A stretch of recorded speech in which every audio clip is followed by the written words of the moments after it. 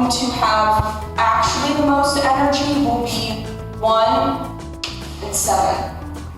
Okay? You're going to start by walking at a tempo of 5. And now, keeping with that tempo, I'd like you to change that to be a person.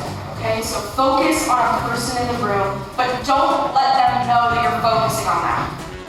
Well, first a bit, but then you have you are aware of that person, and you kind of know where they are going or where they are. Yeah, I don't know the space I'm walking. Remember, this is the level of farce. Okay, the level of that type of comedy.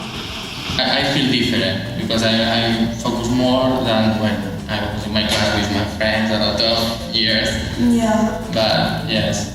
There's this phenomenon that actors have harder times acting in front of people that they know very well than people that they don't know at all.